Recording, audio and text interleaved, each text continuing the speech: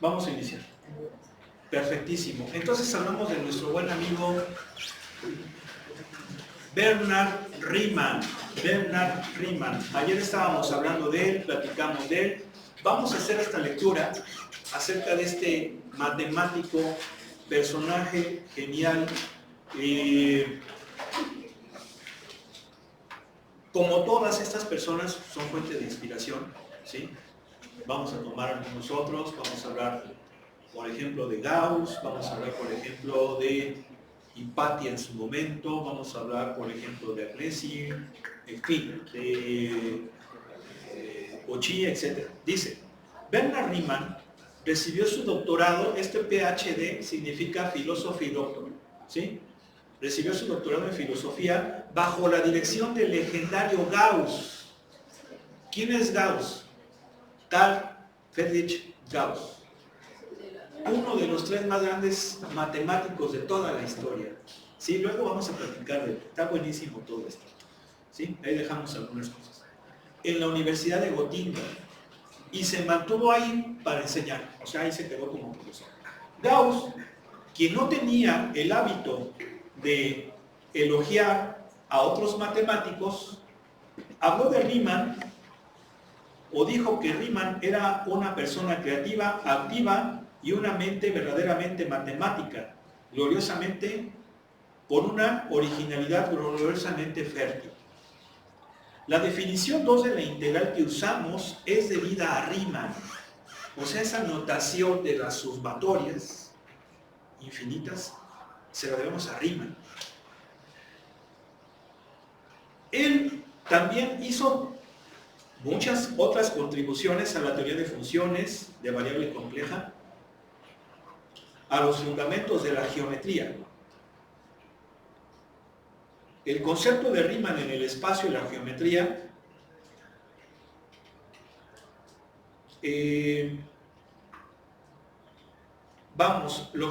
aquí lo que quiere decir es de que sus contribuciones en geometría fueron utilizadas 50 años después por Albert Einstein en su teoría de la relatividad. La salud de Riemann era pobre a lo largo de toda su vida, es decir, era una persona muy enfermiza. Y murió de tuberculosis a la edad de 39 años. O sea, un chamaco, ¿sí? Prácticamente. 39 años.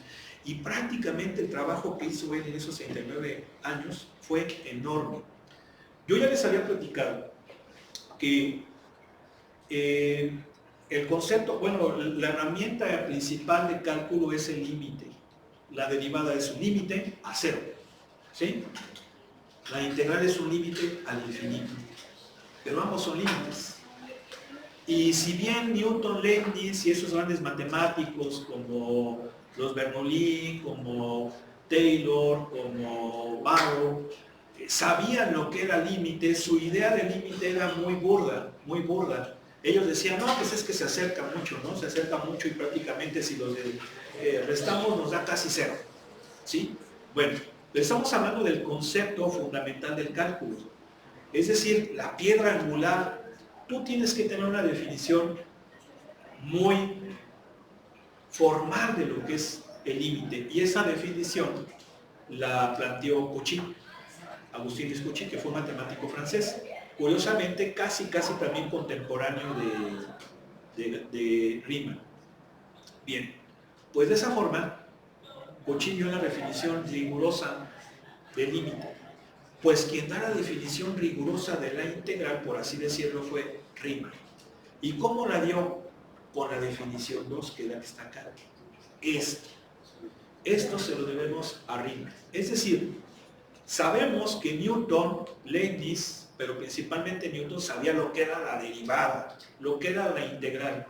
Y lo entendemos porque de hecho Newton aplicó el cálculo para deducir sus leyes de la mecánica, ¿sí? Las dominaba. Pero quien da la definición así fue Riemann. Y estamos hablando que este cuate vivió en el siglo XIX. O sea, si le echamos cuentas, de 1700, de 1800, finales de 1800, no. Sí, 1700 que fue Newton, Leibniz, a 1800 son más de 100 años. ¿Sí o no? Y esa definición la dio Riemann, nuestro buen amigo Riemann. Muy bien. Vamos a ver algunos otros teoremas. Fíjense, aquí hay algunos teoremitas. Teorema número 3. Si f es una función continua en el intervalo de AB, o si f tiene solamente un número finito de saltos de discontinuidad, entonces f es integrable en el intervalo de AB. Esto es, la integral definida de AB de f de x existe.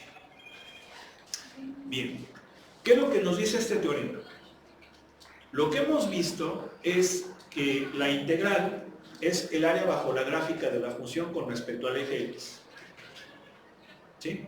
Bien. Pero para que esa función sea integrable, debe de ser continua, acuérdense lo que era una función continua, o puede ser discontinua, pero esas discontinuidades deben de ser de salto. De salto. ¿Cuáles son los dos tipos de discontinuidades que vieron en cálculo diferencial? ¿Cuáles?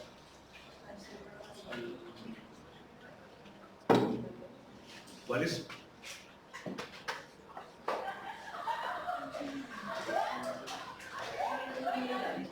A ver.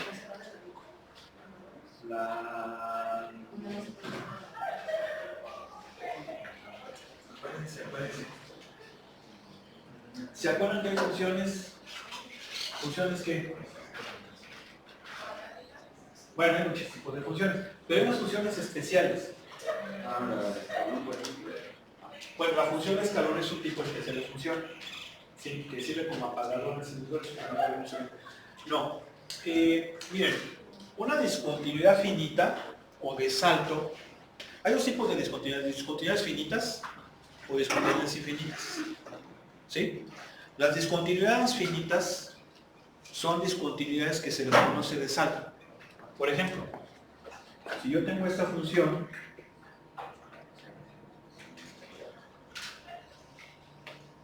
tiene una discontinuidad finita o de salto en x igual a. ¿Sí están de acuerdo? Es de salto. ¿Sí se fijan que es un salto, no? ¿Sí o no? Pero también hay discontinuidades infinitas. Y las discontinuidades infinitas son las que las representan las así. ¿Sí o no? ¿Sí? Bien. Estas discontinuidades de salto, algunos autores les llaman discontinuidades finitas. ¿Sí? O algunos libros también le llaman discontinuidades. Bueno, no son discontinuidades evitables, porque también hay discontinuidades evitables, pero son un caso particular de ese tipo de discontinuidades. Entonces, para que yo pueda integrar una función en un intervalo, tiene que ser una función continua, como esta. ¿Sí están de acuerdo que es continua en el intervalo de AB, verdad? Sí. O puede ser discontinua, pero esas discontinuidades tienen que ser finitas o de salto, como por ejemplo esta.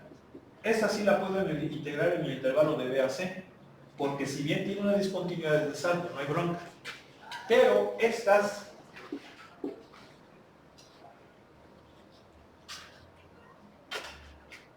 no las puedo integrar de esa forma. Aquí ya son un caso especial que se llaman integrales impropias y que, si Dios presta vida, lo vamos a ver. ¿Sí? Entonces no hay problema, vamos a verlas. ¿Sí? Pero no se pueden hacer con la definición de Riemann. ¿Sí? Tiene que ser así o así. Es lo que nos dice ese teorema. ¿Queda claro o no? Y el teorema número 4. A ver, ¿estudiaron ya el material que les di para que estudiaran? ¿Sí o no? ¿Sí o no? ¿Qué es un teorema, ingeniero? Un procedimiento a seguir, una regla que se establece. Una norma general. No, ya estás ahí, ya. Bueno, a lo mejor sí, más o menos. ¿Qué es un teorema? Rápido. Son indicaciones. Espera. Está en el material que te compartí, ingeniero. Que no lo traes. Ya es un buen ingeniero. ¿Cuándo? ¿Cuándo?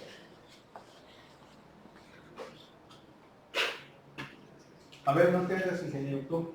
Hasta eres así. Es así. ¿Y leo lo que dice este o...? ¿Eh? ¿Leo lo que dice? No, pero ¿qué es ingeniería de suyas?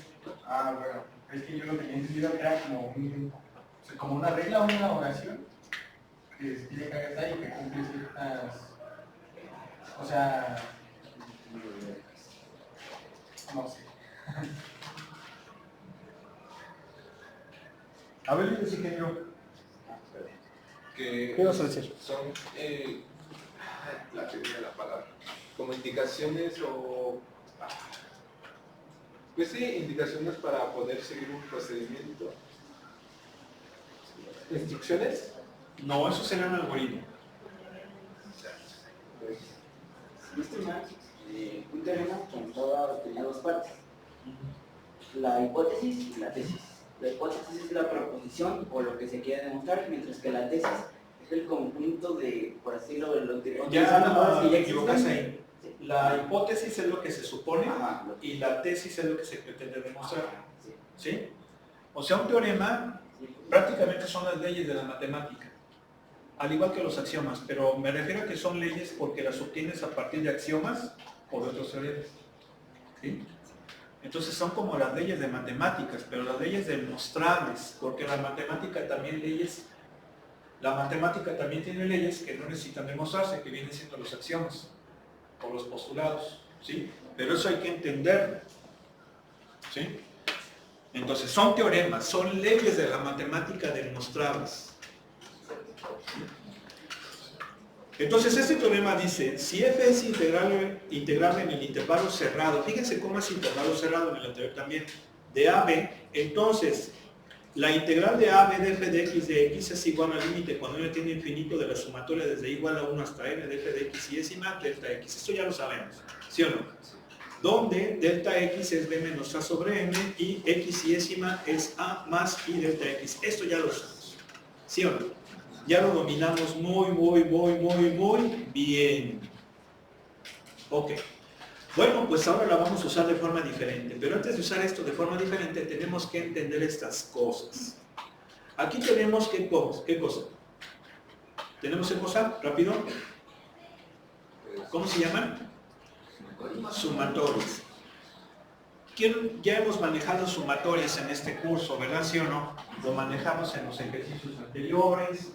Seguramente lo manejaron en la prepa, en su clase de probabilidad estadística, para la media, la desviación estándar, esas cosas, ¿sí?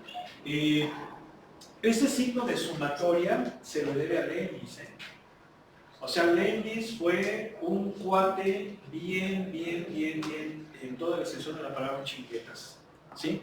No solamente fue un matemático brillante, fue un filósofo, fue un ingeniero, fue un estadista, fue un diplomático, fue un político, pero si yo les dijera, o si les estoy diciendo político, es en el sentido de que se necesitan políticos del nivel de Leibniz. Ahora, no pasarían tantas pendejadas que estamos viviendo. Así. Porque era gente que verdaderamente tenía un valor humano tan increíble, una nobleza, y la prueba está que Leibniz, al ver las guerras que había en su tiempo, porque había muchas guerras, sobre todo de religión, entre cristianos, porque había guerras entre católicos y protestantes, Alemania, sobre todo Alemania, porque Alemania en parte está dividida en esas dos. ¿Sí? La parte sur de Alemania pues era católica, la parte norte era protestante, principalmente había guerra de religión. Pero Leibniz siempre se procuró ser mediador, porque él llegó a ser como consejero de varios príncipes alemanes. ¿Sí? Por ahí les voy a compartir un vídeo donde van a ver esto. Y siempre procuraba conciliar a ambas corrientes, ¿no? Él era protestante, de hecho, hay que decirlo. para tratar de justificar todo el mal que había. Bueno, no justificar, miento, sino para tratar de explicar el por qué había mucho mal en el mundo, escribió una obra muy importante, de hecho es una de sus obras maestras, que se llama Ensayos de Teodicea, y dice sobre la existencia de Dios, la bondad del alma y el origen del mal. Creo que así se llama. Una obra filosófica de alto nivel, ¿no? Entonces él trata de decir que el mundo en el que vivimos es el mejor posible. Ustedes van a decir, bueno, pues ¿cómo? Si hay mal. Estamos viendo que hay muchas mentiras. Estamos viendo que ya prácticamente es una distopía. Entonces Leibniz se equivocó. Y bueno, en realidad no. Si profundizamos, podemos darle la razón a Leibniz. Porque ya ven que mucha gente dice, ¿no? Ay, es que Dios es malo porque hay mucho mal en el mundo, ¿sí o no? ¿Se han escuchado eso, no? Ay, es que Dios lo permitió. Espérate. Luego si quieren profundizamos en eso. Pero, reglas. Entonces tenemos esas sumatorias son importantísimas. De hecho, la primera, que es esta, la sumatoria desde i igual a 1 hasta n de i, ¿ya se fijaron? Es m por n más 1 sobre 2. Nos la tenemos que aprender. La sumatoria desde i igual a 1 hasta n de i cuadrada es n más 1 por 2n más 1, ¿verdad? Luego, por n, me faltó la n, sobre 6, ¿sí o no? Y también la cúbica, que es muy parecida a esta, ¿sí o no? Al cuadrado, ¿no? ¿Sí? Ahí está. Tenemos que aprendérnoslas. ¿Por qué las tenemos que aprender? O bueno, por lo menos anótenlas en un formulario, porque las vamos a utilizar para sacar las integrales definidas. Bien, pero aquí vamos a platicar un poco acerca de esta. Esta, precisamente, quien la descubre, ¿quién es? ¿Quién la descubre? ¿Quién la descubre? ¿No? Fue un chavalín de 5 años. O de 4, ¿cuál 5? 5, 6. Porque estaba en la escuela. Fue Gauss. Gauss. Sí, es la de la suma de los primeros 5. Fue Gauss, exactamente. Sí. Sí. Bueno, luego les pongo un vídeo. Sí. Luego les pongo el vídeo, pero supuestamente, bueno, sí rápidamente, ¿eh? El profesor les dijo, a ver, ya dejen de estar fregando. Órale, súmense los números del 1 al 100. ¿Sí o no? Entonces todos los chiquillos, 1 más 2, 3 más 3, tal más. Pues no hay que van a acabar, ¿no? Y en cambio uno más se queda así. Y dice, 2050. 5.050. Perdón, 5.000. 50. Sí, porque es 101 por 50. Porque 100 más 1, 101. 99 más 2, 101. Por eso, 101. Ajá. Y porque como... Pero entre dos, a ver, es que es 100 por 100, 5.050. Ajá. Son 5.050. Sí. ¿Yo qué les dije? 2050. ¿2050? Perdón, 5.050. ¿Sí? Y se queda el profe y le dice, chica, a ver. Y ya empieza él, y ya después de mucho tiempo se da cuenta que estaba bien. ¿Sí? Pero ¿qué fue lo que hizo Gauss? Fue precisamente pensar, a ver, si sumo los extremos siempre va a dar 101. 1 más 100, 101. 2 más 99, 101. 3 más 97, no. 3 más 98, 101. 4 más 97, 101. Entonces debe de ser 101 por el número de parejitas. ¿Cuántas parejitas hay de 1 a 150? Entonces debe ser 50 por 101. ¿Sí o no? ¿Sí? Y si se fijan, es eso. ¿Sí o no? Esto de aquí es el producto de, en cierto modo, de los extremos. Y lo estamos... No, miento. Bueno, si relacionamos eso de la suma de los extremos, ¿sí? Por el total de parejitas, da esta forma. ¿Sí? Ahí está. Bien.